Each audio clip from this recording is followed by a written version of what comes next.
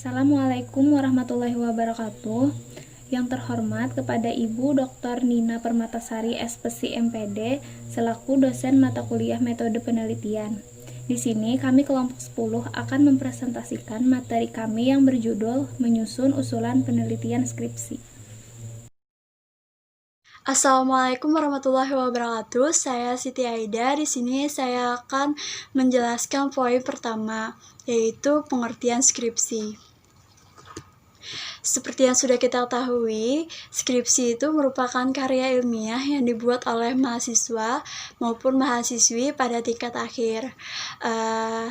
Skripsi merupakan salah satu bentuk dari penelitian yang terdiri dari prosedur sistematis untuk memecahkan suatu masalah. Sebagai suatu prosedur yang sistematis, tentunya harus dibuat langkah-langkah yang terencana untuk menjamin terjawabnya suatu masalah. Untuk mempermudah pemahaman, ada baiknya saya akan menyampaikan langkah-langkah umum dalam melakukan suatu penelitian. Adapun langkah-langkah tersebut, yang pertama itu memilih topik penelitian. Program studi yang diambil mahasiswa sebenarnya sudah menginformasikan mengenai topik apa yang harus dipilih dalam penelitian skripsinya. Selanjutnya, melakukan review literatur. Literatur merupakan sumber informasi sekunder yang bentuknya bisa berupa buku, jurnal, web, surat kabar, dan lain sebagainya. Sedangkan review menunjukkan pada kesimpulan tertulis mengenai literatur. Selanjutnya, merumuskan masalah penelitian. Identifikasi masalah tanpa dilengkapi dengan pemahaman yang teoritis yang memadai akan menimbulkan beberapa kesulitan. Jadi, kita harus melewati dua tahapan tersebut sebelum merumuskan masalah penelitian ini. Selanjutnya ada membuat hipotesis. Hipotesis penelitian merupakan dugaan yang biasanya mengenai hubungan antara dua variabel atau lebih. Hipotesis lebih umum digunakan dalam penelitian kuantitatif. Selanjutnya ada memilih desain penelitian. Desain penelitian merupakan rencana yang prosedural yang dipakai peneliti untuk menjawab masalah yang dengan sahih, objektif, akurat, dan ekonomis. Secara umum, desain penelitian bisa dibagi menjadi dua, yaitu desain penelitian kualitatif dan penelitian kuantitatif. Desain penelitian kualitatif antara lain studi kasus, analisis wacana, analisis narasi, sedangkan desain kuantitatif bisa dibagi menjadi dua desain, yaitu desain eksperimen dan desain non-eksperimen. Selanjutnya ada menentukan metode pengumpulan data. Nah, ada beberapa metode pengumpulan data yang biasanya kita gunakan antara lain wawancara, observasi, skala, angket, diskusi kelompok, dan lain sebagainya. Apapun metode yang digunakan, kita harus memberikan jaminan bahwa data yang kita peroleh haruslah valid. Selanjutnya itu ada melakukan pengambilan data. Penelitian kualitatif dan penelitian kuantitatif berbeda dalam hal pengumpulan data. Dalam penelitian kuantitatif itu biasanya mengumpulkan data dilakukan setelah hipotesis, sedangkan yang kualitatif pengumpulan datanya bisa dilakukan dengan proses penelitian langsung. Selanjutnya ada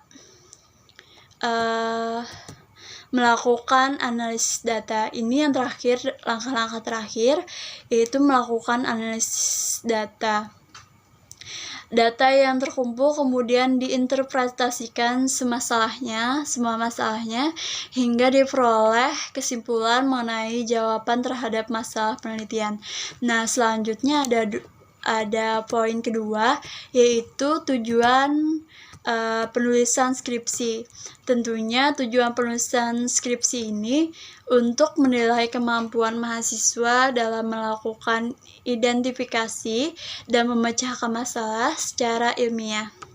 Selain itu, untuk kemampuan mahasiswa mengaplikasikan metode penelitian, menilai kemampuan mahasiswa dalam berpikir logis dan menganalisa, serta menilai kemampuan mahasiswa dalam mempresentasikan penelitiannya. Itu saja dari saya, terima kasih. Perkenalkan, nama saya Dela Angelika, NIM 1810126328. Di sini saya akan menjelaskan mengenai karakteristik skripsi.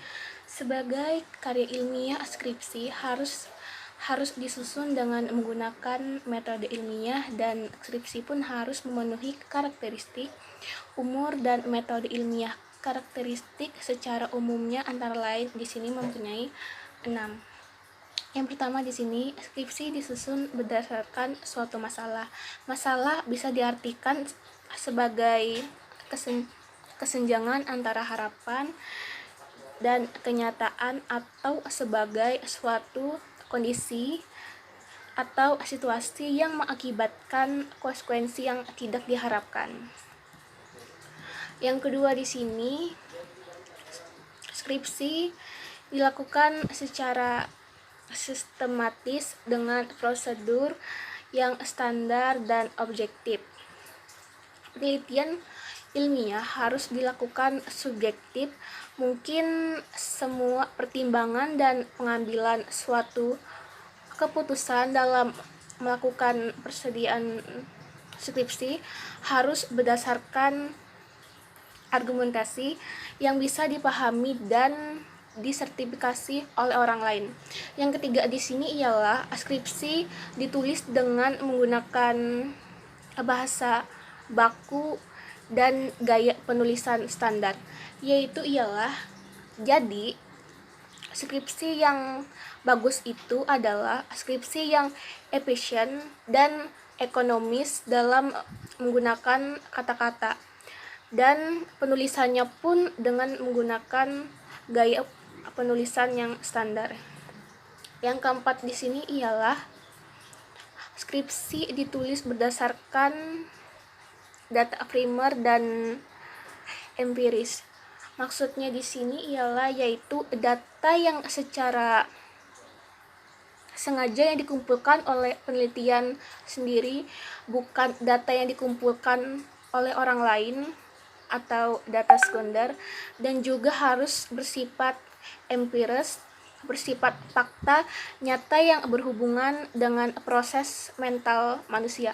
Yang kelima di sini ialah skripsi ditulis oleh mahasiswa program sarjana di bawah bimbingan dosen dan kompeten. Maksudnya di sini skripsi ditujukan agar mahasiswa kompeten dalam melakukan penelitian ilmiah. Mahasiswa disuruh praktek langsung melakukan proses penelitian dari mulai pemilihan topik sampai penarikan. Simpulan penelitian, proses belajarnya pun dibimbing oleh dua dosen yang ditunjukkan oleh program studi, dan dosen ini harus memiliki kompetensi yang memadai sehingga dapat melakukan bimbingan secara benar dan komprehensif. Yang terakhir di sini ialah skripsi harus dievaluasi dan dipertanggungjawabkan di hadapan penguji. Sebagai proses pembelajaran, maka penulisan skripsi pun harus diuji dan dinilai, dan mahasiswa harus mempresentasikan di hadapan para penyaji dan didampingi oleh dosen dan pembimbing. Mungkin itu saja dari saya. Makasih. Assalamualaikum warahmatullahi wabarakatuh. Di sini saya Azrina Nur Syafitria akan menjelaskan tentang penulisan usulan penelitian skripsi. Jadi usulan penelitian itu adalah pola atau dasar kerangka pikiran yang melandasi atau melatar belakangi penelitian suatu masalah dan teknik pemecahannya atau metode penelitian dalam penulisan skripsi. Jadi usulan penelitian ini ditulis sebelum kita menyusun skripsi. Usulan penelitian ini itu bisa disebut sebagai dasar kerangkanya sebelum kita menyusun skripsi atau yang melatar belakangi penelitian masalah dalam penyusunan skripsi. Usulan penelitian ini ditulis dengan menggunakan kertas A4 dalam Times New Roman ukuran 12 dengan spasi 2 atau ganda, kecuali halaman judul dan daftar pustaka. Jadi usulan penelitian ini itu terdiri dari 3 bagian. Yang pertama bagian awal, yang kedua bagian isi, dan yang ketiga bagian akhir. Bagian awal itu terdiri dari sampul depan, sampul dalam, lembar pengesahan, daftar isi, dan daftar lampiran. Biasanya pada bagian awal ini itu menggunakan nomor halaman dengan Romawi kecil. Penulisan halaman ini dimulai pada sampul dalam dan diletakkan di tengah bagian bawah. Yang pertama tadi ada sampul depan. Sampul depan ini merupakan halaman judul yang memuat identitas usulan. Jadi sampul depan ini adalah covernya dari suatu karya ilmiah. Jadi judul penelitian itu harus dibuat dengan singkat dan jelas serta menunjukkan masalah yang akan diteliti. Terus dilengkapi dengan logo universitas dengan ukuran 4x5 cm. Terus identitas penulis itu terdiri dari nama dan NIM.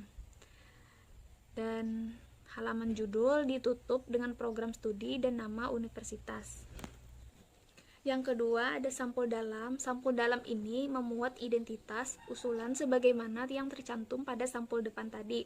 Yang membedakannya adalah tujuan penulisan itu ditulis di bawah logo universitas.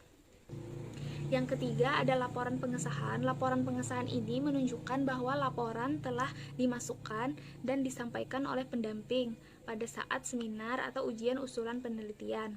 Jadi pengesahan ini ditandatangani oleh pendamping dan diketahui oleh ketua program studi, lengkap dengan tanda tangannya. Jadi halaman ini menunjukkan bahwa seminar telah berjalan dan masukan pendamping itu ditandai dengan menandatangani surat ini bahwa pendamping itu telah memeriksa halaman agar pembaca mudah menemukan bagian-bagian tertentu. Artinya, lembar pengesahan ini adalah tanda bukti bahwa seminar atau ujian usulan penelitian itu telah berhasil. Selanjutnya ada bagian isi. Bagian isi ini berisi urutan penelitian yang memuat keseluruhan isi usulan dengan penomoran halaman menggunakan angka 1, 2, dan seterusnya. Artinya bukan huruf Romawi lagi. Ini tuh diletakkan di kanan bagian atas. Bagian isi ini terdiri dari pendahuluan, landasan teori, dan metodologi penelitian. Jadi latar belakang itu terdiri lagi dari pendahuluan itu terdiri lagi dari latar belakang, rumusan masalah, tujuan penelitian, dan manfaat penelitian. Yang pertama ada latar belakang. Latar belakang itu merupakan landasan pemikiran kritis yang secara garis besar menunjukkan adanya kesenjangan antara masalah teoris dan fakta atau hasil pengamatan di suatu lapangan. Artinya latar belakang ini itu kayak cerita singkat dari bagian isi penelitian. Latar belakang ini biasanya disusun dari hal yang bersifat umum dan menuju hal yang lebih khusus, sehingga mampu mengantarkan pembaca memahami permasalahan penelitian itu sendiri. Yang kedua adalah bagian rumusan masalah. Rumusan masalah ini adalah pernyataan tentang keadaan fenomena dan konsep yang memerlukan pemecahan dan memerlukan jawaban melalui penelitian yang relevan, dan rumusan masalah ini pasti ditulis dengan tanda tanya. Rumusan masalah itu pasti diakhiri dengan tanda tanya. Selanjutnya ada tujuan penelitian. Tujuan penelitian ini memuat paparan tujuan spesifik penelitian, yakni tujuan yang ingin dicapai sesuai dengan rumusan masalah yang diajukan. Selanjutnya ada manfaat penelitian. Manfaat penelitian ini biasanya ada 2 manfaat. Yang pertama manfaat teoris, dan manfaat praktis. Manfaat teoris itu mencakup dukungan bagi pengembangan hasanan dan ilmu pengetahuan. Sedangkan manfaat praktis itu menyangkut dukungan bagi penyelesaian permasalahan operasional. Yang B adalah landasan teori. Landasan teori ini memuat landasan konsep yang mengacu dan membahas hasil penelitian sebelumnya. Penulisan usulan ini wajib mencakup kajian teoris dan kajian empiris. Artinya, dalam membuat suatu penelitian itu harus ada berdasar kajian teorinya. Yang C ada metode penelitian. Metode penelitian ini dipaparkan bagaimana cara peneliti untuk memecahkan suatu masalah, baik menyangkut identifikasi, objek penelitian, jenis dan sumber data yang dibutuhkan, metode atau teknik pemerolehan data, menganalisis dan menyajikan hasil analisis. Jadi itu tuh dimuat di metode penelitian. Jadi bagian metode penelitian ini menggambarkan keseluruhan persiapan peneliti untuk melakukan penelitian, disesuaikan dengan kebutuhan dan jenis penelitian yang akan dikerjakan. Yang ketiga ada bagian akhir. Bagian akhir ini yaitu memuat usulan penelitian yang memuat sistematika penulisan, misalkan jadwal penelitian, daftar pustaka, dan lampiran. Sistematika penulisan ini memaparkan isi pada setiap bab, sedangkan jadwal penelitian itu menggambarkan waktu dan kegiatan penelitian. Dan daftar pustaka itu merupakan urutan nama pemilik konsep yang diacu dalam usulan penelitian yang disusun secara alfabetis dan teknik dan diketik dengan satu spasi. Penomoran halamannya pun pada bagian akhir melanjutkan penomoran pada bagian isi. Dan lampiran yang dilampirkan itu berupa daftar pertanyaan wawancara, kuesioner, permulis, dan lainnya. Dan setiap lampiran itu diisi oleh nomor dan keterangan. Warahmatullahi wabarakatuh. Nama saya Yunika Arianti dari kelompok 10 nomor absen 40. Di sini saya akan menjelaskan tentang sistematika skripsi. Dalam menulis skripsi, terdapat sistematika yang harus dipenuhi oleh program studinya. Antara satu perguruan tinggi yang lain biasanya terdapat perbedaan mengenai sistematika skripsi tersebut. Yang pertama ada judul. Judul merupakan yang sangat sering dalam penulisan skripsi. Suatu penelitian termasuk skripsi dikenal dan dicari oleh para peneliti melalui judul. Judul bertujuan untuk menarik pembaca seluruh isi tulisan kita. Ada beberapa hal yang harus diperhatikan dalam membuat judul penelitian skripsi. Kita sebaiknya membuat judul yang spesifik. Yang kedua, abstrak. Abstrak merupakan ringkasan dari apa yang ditulis dalam suatu laporan penelitian. Abstrak ini merupakan salah satu yang penting dari suatu laporan penelitian, sehingga tidak boleh dipandang sebelah mata. Ada beberapa tujuan yang melatar belakangi penulisan abstrak sebagai ringkasan. Abstrak penting bagi orang-orang yang tidak mempunyai waktu untuk membaca seluruh isi laporan penelitian. Kedua, bagi masyarakat akses terhadap hasil penelitian. Yang ketiga ada kata pengantar. Kata pengantar biasanya berisi ekspresi syukur dan pengakuan terhadap orang-orang yang memberikan kontribusi terhadap penelitian kita. Kita pun bisa menyampaikan tujuan umum dari penelitian kita serta kendala-kendala yang dihadapi selama melakukan penelitian. Yang keempat ada daftar isi. Daftar isi memuat judul dan subjudul ada dalam skripsi dari mulai bab 1 sampai bab 5, referensi dan lampiran.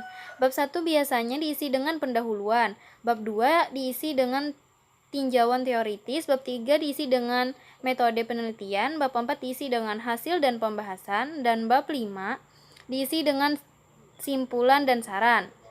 Selain itu, daftar isi juga memuat nomor halaman dan judul dan subjudul. Yang kelima, ada pendahuluan. Bagian pendahuluan biasanya terdiri dari luar latar belakang, rumusan masalah, tujuan penelitian, dan signifikasi penelitian. Latar belakang biasanya disampaikan secara edukatif, dimulai dari hal-hal yang sifatnya umum dan diakhiri dengan hal yang spesifik atau kesimpulan mengenai masalah penelitian. Latar belakang penelitian dimulai dengan paragraf pembukaan yang tujuannya menariknya perhatian